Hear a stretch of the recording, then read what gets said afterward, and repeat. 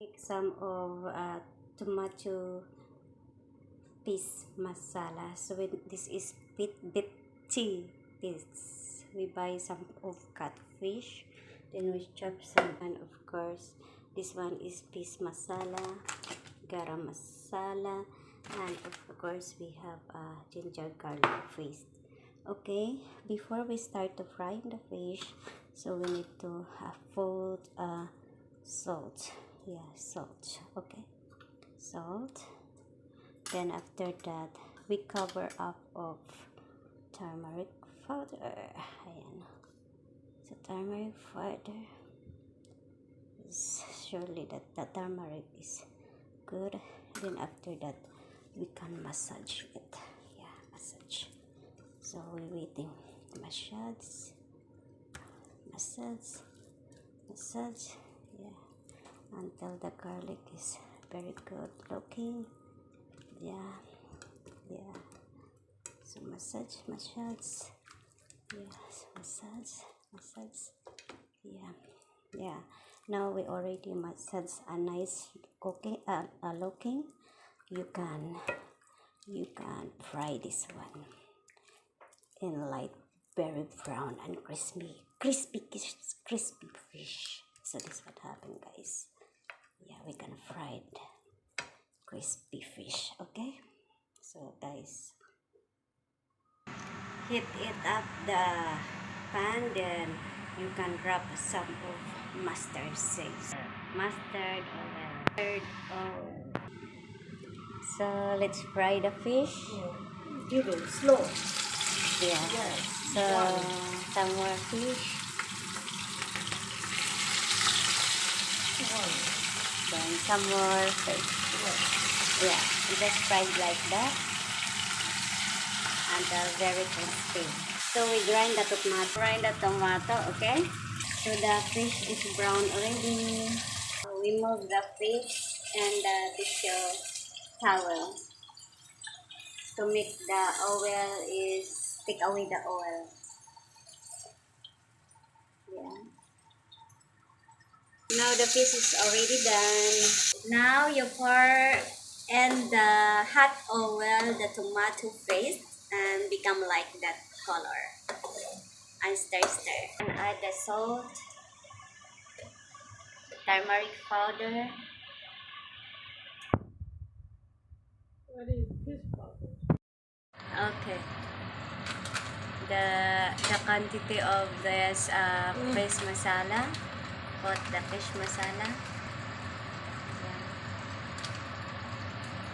Okay. Stir.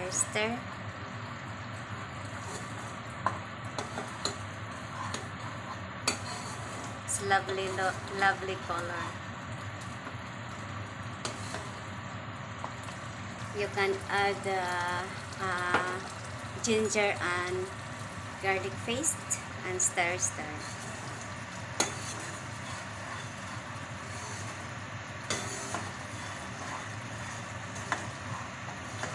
Add ginger and garlic paste. Ketchup. Hot and sweet. Hot and sweet ketchup. You can add it. Then stir. It's a lovely color and look yummy. Then after that you can add garam masala. How good it is, garam masala. Yeah. So then green chili, red chili. And add a little bit of red chili powder. Yeah. Stir. Okay. Slow fire, madam.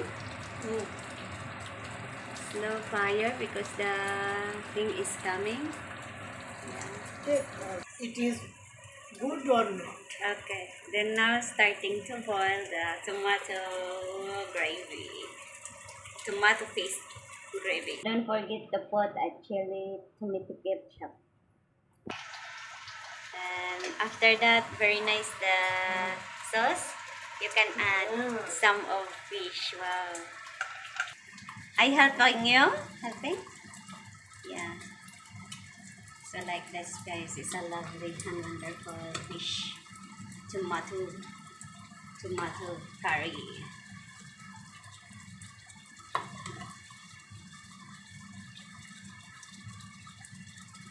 Yeah, so just slowly so that the fish is not broken. So it's very careful of that. Now this one is totally, the fish is cooked. So this is our finished product. Enjoy and eat with rice. With rice, yeah. So thank you for Rice or roti. roti. Okay, this one good for rice and roti also.